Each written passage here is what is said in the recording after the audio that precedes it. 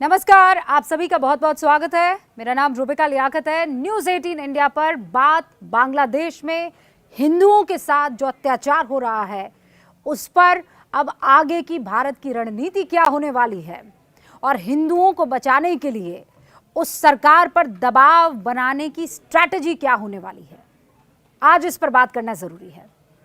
5 अगस्त को आपको याद होगा जब शेख हसीना की सरकार गिरी थी, तब सबसे बड़ा सवाल यही उठा था कि वहां की जो माइनॉरिटी है, यानी वहां के जो हिंदू हैं, उनका क्या होगा।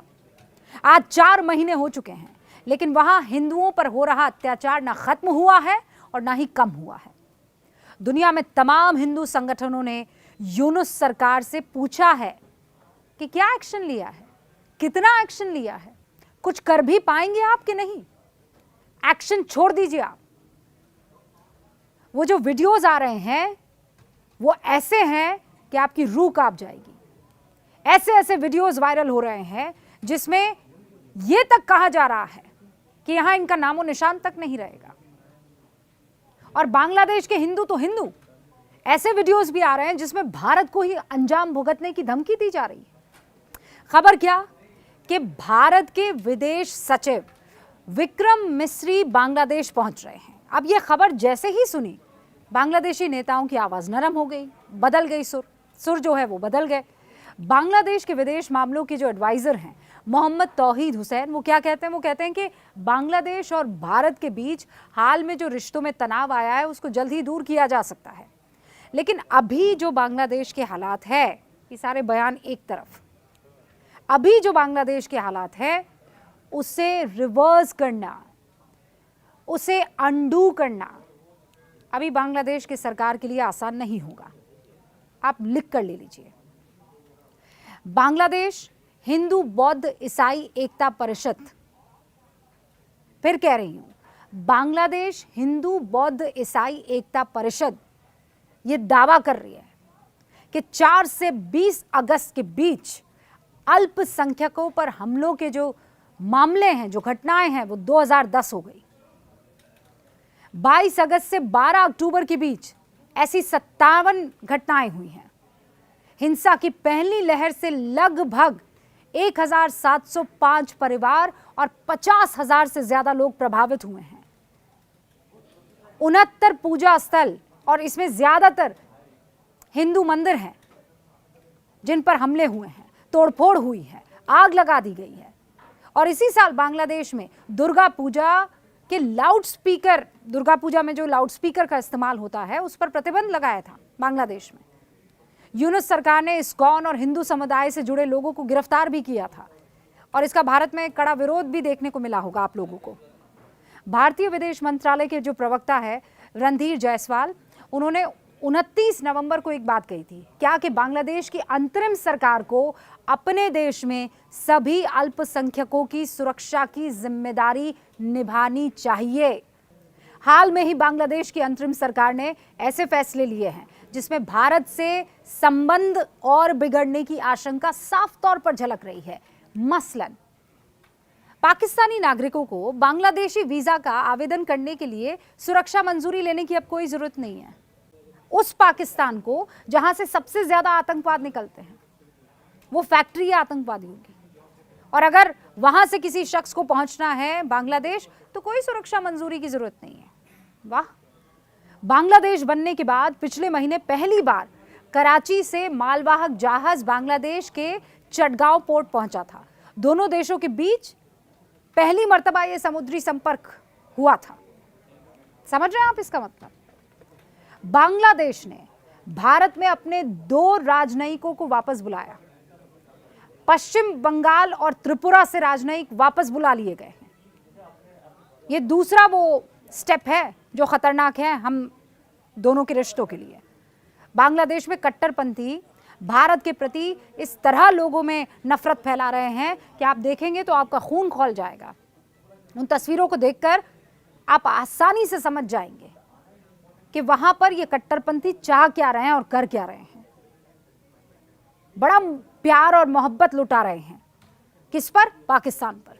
बांग्लादेश नेशनलिस्ट पार्टी यानी बीएनपी के एक लीडर हैं, उनका नाम है रूहुल कबीर रिजवी, जिन्होंने अपनी पत्नी की भारतीय साड़ी जलाकर भारत के खिलाफ विरोध प्रदर्शन किया। वाह! उन्होंने लोगों से साबुन, टूथपेस्ट, मिर्च, पपीता समेत सभी इंडियन प्रोडक्ट्स के बायकॉट की अपील की है। बांग्लादेश में इंटरिम गवर्नमेंट के हेड मोहम्मद यूनुस ने अभी 2 महीने पहले विदेशी मीडिया VOA को एक इंटरव्यू दिया था। इसमें एक बहुत महत्वपूर्ण बात उन्होंने कही और उसमें 2 शब्द जो हैं वो गौर करने वाले हैं। बांग्लादेश की हिस्ट्री को लेकर उन्होंने कहा, रीसेट बटन दबाने की बात कही। इसके बाद मोहम्मद यूनुस की मंशा जग जाहिर हो गई। क्या मतलब है रीसेट बटन? किस हिस्ट्री की बात कर रहे हैं बांग्लादेश की और क्या रीसेट करना चाहते हैं? ये मंशा जग जाहिर हो गई कि वो शेख हसीना से नफरत के चलते 1971 के मुक्ति संग्राम, बांग्लादेश के गौरवशाली इतिहास और बांग्लादेशियों की कुर्बानियों को भुलाना चाहते हैं। हालांकि बाद में बांग्लादेश सरकार ने सफाई दी, डैमेज कंट्रोल किया और क्या कहा कि जब आप रीसेट बटन दबाते हैं ना तो आप सॉफ्टवेयर को फिर से शुरू करने के लिए उसे रीसेट करते हैं, हार्डवेयर को नहीं बदलते हैं। ये जो हार्डवेयर है बांग्लादेश का, ये तो 1971 के मुक्ति संग्राम के वक्त ही इसका निर्माण हो गया था। अब ये सब बयान देने के बाद भी आज की तारीख में कुछ नहीं बदला है और इसीलिए भारत को इस पूरे मसले पर एक स्ट्रॉन्ग स्ट्रैटेजी बनानी होगी, क्योंकि वहां के हिंदू इस वक्त उम्मीद भरी नजरों से भारत सरकार की तरफ देख रहे हैं। तो भारत से बांग्लादेश का जो संबंध है वो महज वहां पर रह रहे हिंदुओं के लिहाज से नहीं है। बांग्लादेश की इकोनॉमी में एक बड़ा किरदार हिंदुस्तान के तरफ से निभाया जाता है। अगर ये संबंध बिगड़ते हैं तो बांग्लादेश का निर्यात प्रभावित होगा, इसका असर उसकी GDP पर पड़ेगा, महंगाई के साथ साथ वहां पर फिर बेरोजगारी बढ़ेगी।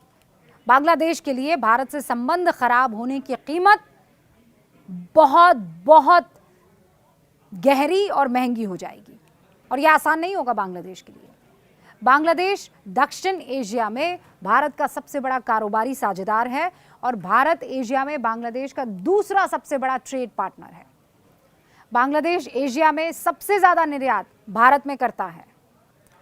बांग्लादेश ने वित्त वर्ष 2022-23 में भारत में $2 अरब का निर्यात किया था और फाइनेंशियल ईयर 2022-23 में दोनों देशों का द्विपक्षीय जो व्यापार है वो लगभग $16 अरब का था। भारत ने पिछले 8 सालों में बांग्लादेश को $8 अरब की मदद की है और ये मदद भारत ने बांग्लादेश में विकास परियोजनाओं को लेकर की है। इसमें रोड आ गया, रेल आ गया, शिपिंग आ गया, पोर्ट्स का निर्माण हो गया। बांग्लादेश इंडिया लॉक्ड मुल्क कहा जाता है। इंडिया लॉक्ड यानी भारत ने उसे चारों तरफ से घेरा हुआ है, लॉक किया हुआ है। तो आप भारत की स्थिति और उसकी मजबूती को समझ लीजिए बांग्लादेश के लिहाज से। दरअसल बांग्लादेश की 94% सीमा जो है, 94% बॉर्डर भारत से जुड़ती है, लगती है। भारत और बांग्लादेश के बीच 4367 किलोमीटर लंबी सीमा लगती है। ये सब मैं आपको इसलिए बता रही हूं क्योंकि बांग्लादेश कोई भी कदम अगर ऐसा उठाता है तो उसके लिए सिर्फ और सिर्फ आगे कुआं पीछे खाई होगा और उसकी अंतर्राष्ट्रीय सीमा जो है उसका 94% हमसे जुड़ता है। यानी बांग्लादेश लगभग चारों तरफ से भारत से घिरा हुआ है। ऐसे में बांग्लादेश सुरक्षा और व्यापार के मामले में भारत पर निर्भर है। भारत एक बड़ा मुल्क है, किसी छोटे देश से संबंध अगर बिगड़ता है तो बड़े पर असर कम पड़ता है। ताजा उदाहरण देख लीजिए मालदीव्स का। चीन के कंधे पर बैठकर भारत को आंख दिखा रहा था, क्या हुआ? कुछ ही महीने में मालदीव का ऐसा बॉयकॉट हुआ कि वहां के राष्ट्रपति मोहम्मद मोइजू को भारत पहुंचकर चीज़ों को हैंडल करना पड़ गया। भारत आर्थिक सहायता देने और लगातार समर्थन करने के लिए उन्हें ये कहना पड़ गया कि मैं भारत के प्रति आभार व्यक्त करता हूं। पाकिस्तान से पिछले 7 सालों से भारत के राजनयिक संबंध नहीं है, उच्चायुक्त नहीं है पाकिस्तान में और इसका असर भारत पर नहीं पड़ा, बिल्कुल भी नहीं। पाकिस्तान जरूर कंगाल हो गया। उसी कंगाल पाकिस्तान के कहने पर बांग्लादेश आज भारत को चुनौती दे रहा है। बांग्लादेश को ये बात समझनी होगी कि भारत बांग्लादेश की जो मदद कर सकता था, पाकिस्तान या चीन वो नहीं कर पाएंगे। वो नीयत नहीं है, वो सात्विकता नहीं है।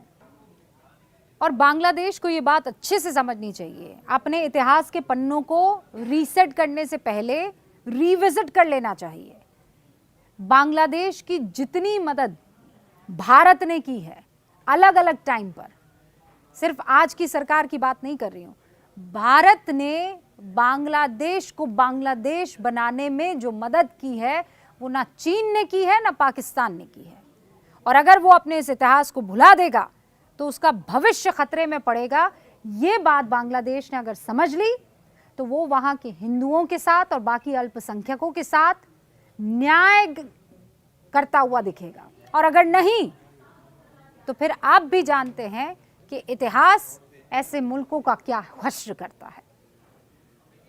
आज मुझे इजाजत दीजिए, ऐसी ही किसी नई कहानी, ऐसी ही किसी नए टॉपिक के साथ फिर आपके सामने हाजिर होंगी। देखते रहिए न्यूज़ 18 इंडिया।